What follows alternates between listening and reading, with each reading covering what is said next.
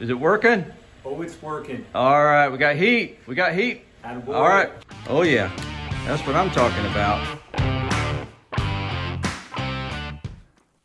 Well, hey y'all, where in the heck y'all been? Nah, just teasing. You know, as old as I am, like many of y'all, still have to work for a living. I like to eat. If I want to eat, I got to work. So, you know, the past 2 months has been pure heck. The good news is the airport I've been working on is getting real close. It's open now. You know, still got a few things to work on, but I'll tell you what, I've put in a lot of hours over the past 2 months. So glad to be back talking to you guys. It's much more fun than dealing with what I do for a day job and a night job. So what I wanted to do today is I got a real good friend down the road here. His name's Chris. You know, Chris has an Iron 883, and he bought a set of heated grips for it. And so I thought I would just hook up with Chris, let him bring his bike over, set it up on our lift here. Between the two of us, you know, I put heated grips on, you know, both of the bikes here, the Bumblebee and the Black Pearl. But it'll be fun working on an Iron 883. They quit making the air-cooled Sportster, I understand. So, you know, personally, I think some of these might be collector's items in a few years, but it's the kind of bike I think I'd like to have one day, just to kind of put in the collection. I don't think I'd ride it very far, but it would be fun to have. So I think I hear Chris coming down the road now. Hopefully we can get it in the garage here. Still kind of chilly. We'll get it up on the stand. We'll get working on it. So y'all come go with us. It's too cold in the early morning. Okay, baby cakes. Climb on. And he bought a set of heated grips for it, so we're going to get them installed today. And, you know, we'll both learn how to do it. And perhaps this will be something that will help you guys on your bike. But you know, worst case and best case, we're going to get in some pretty good garage therapy. Beautiful day outside today. Well, I think my man's on his way. Sound like a Sportster to me. All right.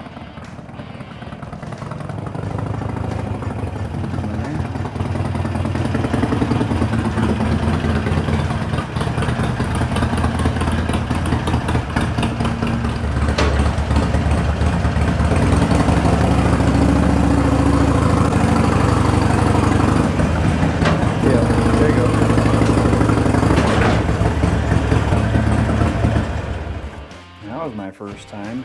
Hey, yours will be a lot easier to get off than mine is. I'm just glad I cleared it. Oh yeah, it's kind of cold in the shade out here, but it still beats what it's been for the last 4 months. So I'll tell you. All right, let's. Well, you've done a little bit of research on these grips already. Why don't you show me what we got to do here? So when I watched the video, loosening this and just taking these guys off should be a no-brainer, but I don't know. I don't think they modified too much. I think the other side got milled back a little bit. Mostly just loosen those to take the grips off. That's all this, and then just the wiring. And then it's all just wiring. All right. And then do I need to go 1, 2, 3 zip ties this side? Everything ties in underneath here. You run it along this, goes up underneath the seat. I got several zip. That's not going to be a problem. Well, Chris, I think this is going to be pretty simple. I hope it is. Worst cases, we'll have some good garage therapy if nothing else. Why don't we go ahead and pop that tank off, and so we can dress up the wires a little bit. What do you think? I think that's a good idea. Yeah. If nothing else, we'll learn something new about your bike.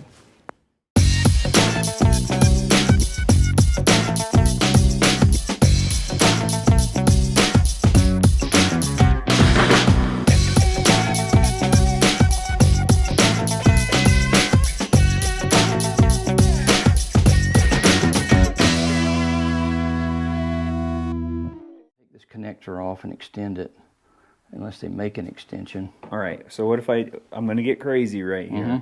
What if we drilled a hole right up in here, brought these wires all back? This one runs external with everything, and then tuck it in there. If the hole's big enough that we can, enough to pin them together. The other side is we got to drill a hole to get this to come out, go around, and then go back in. Right. Most bars have holes in here.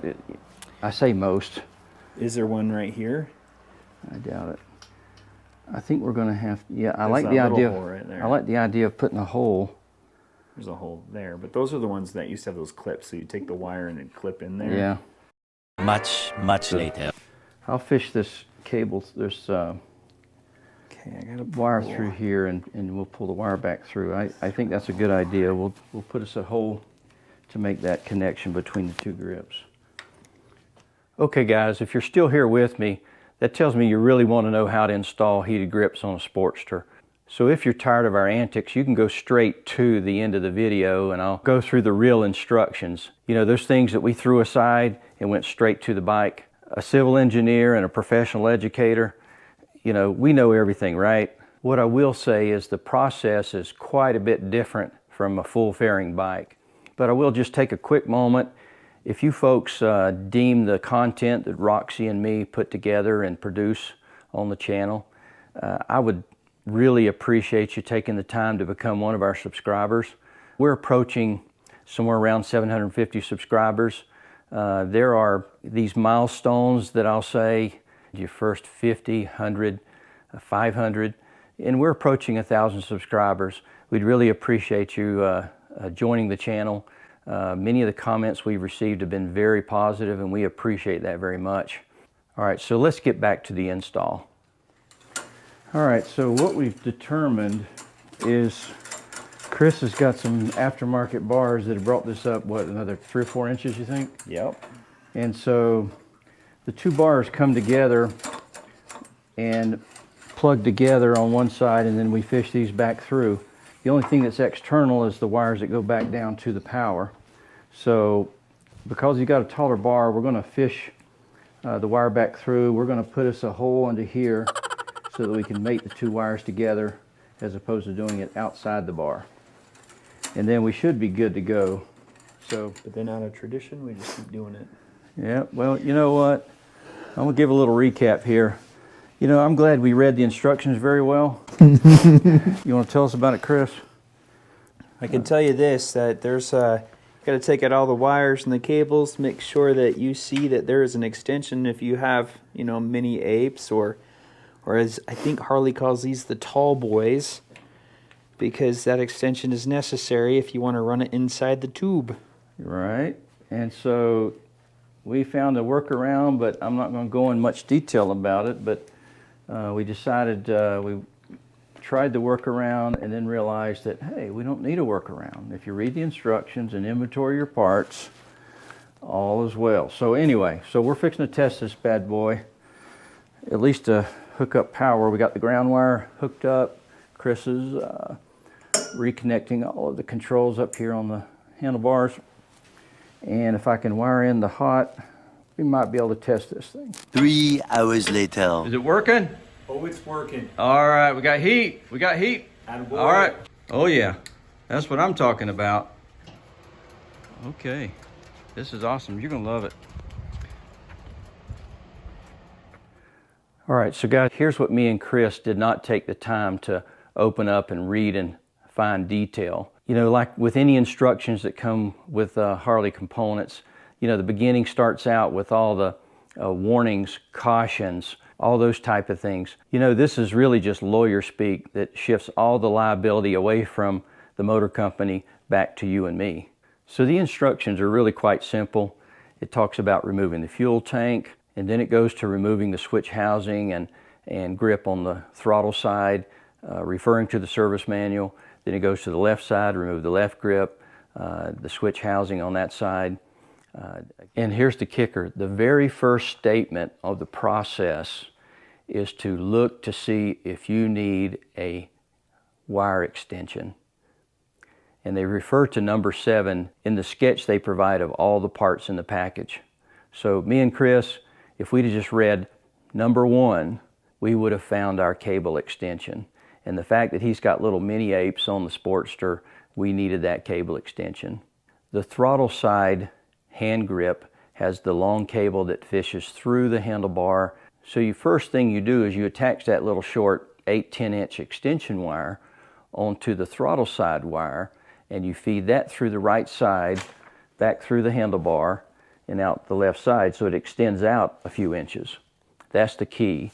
Not drilling a hole in the handlebar thinking that you're going to meet in the middle and attach two wires together. You know, they talk about various methods. They talk about fishing an electrician's tape through the bars, and that's what Chris and I eventually did.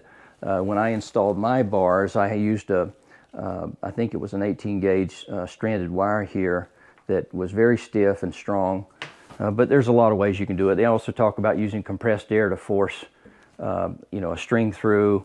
There's a lot of ways, but the fact that these are small diameter bars or the stock size, you know, it can be difficult. But after you feed that wire through the inside, it'll extend out here to the left, and then you take the left hand grip and you connect those two together, and then you carefully slide the left hand grip on. It talks about using a mark here, I think like 4.5 inches in the instructions, so that you don't push the handle on too far. And at that point, all the remaining wires on the grip come out on the outside of the bar, and on these smaller, they're just tie wrapped around the bar where the existing harness wires are. And then it's just a matter of referring to the service manual or just in reverse order, which is quite obvious. You know, Chris and I, we struggled getting the right Torx bit to loosen and take the switch housings and the grips off. Just look at the instructions. It's very simple. But if we'd have done that, we'd have been done at least an hour earlier than we did get done. So after you've connected the two grips together, the remaining part of the heated grip wiring assembly comes out, fishes along the handlebar, and then it goes down underneath the tank, and then you've got basically 3 wires coming out. You've got a red hot wire that'll go to the positive side of the battery. You've got the black wire, which is obviously your ground, and then you've got an orange and white wire, which is, I think, an accessory wire. And in effect, what that does is it doesn't allow you to drain your battery or doesn't operate that heated grip when the bike is not turned on or fired up. And so that orange and white wire we splice into an existing orange and white wire in the main bike harness. All 3 of these wires have naked ends on the end where you need to crimp on some type of connector, and the multiple size connectors that you'll crimp on the end of those wires. Now what I do is I take and put a little piece of heat shrink over the wire so that I've got a good connection. So ultimately you take the ground wire and find a good place on the frame. Underneath the seat is where they show you a picture of, and that's, you know, a good place on a Sportster. But again, these instructions are for multiple Harleys, non-fairing style Harleys.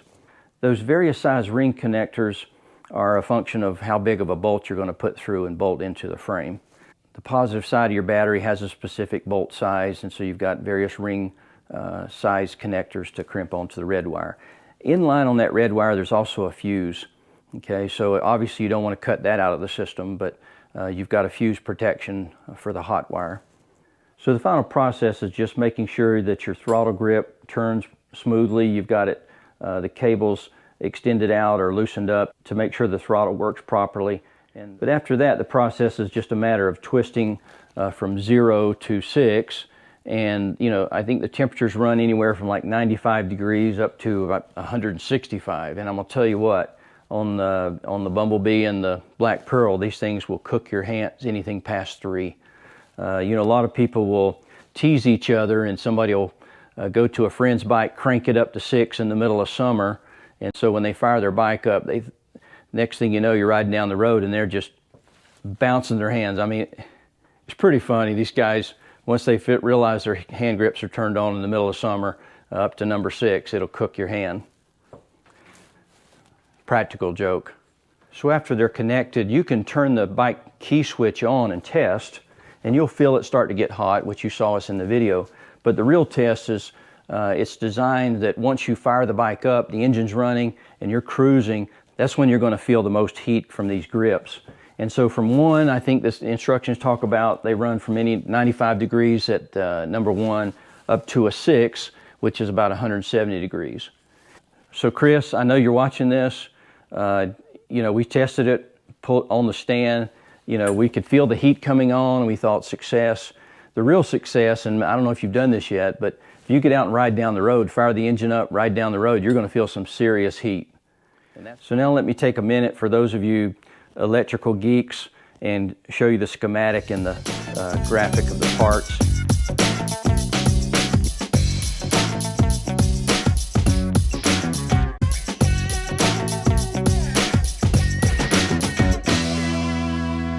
Again, compared to the fairing style bikes, this is extremely, extremely easy.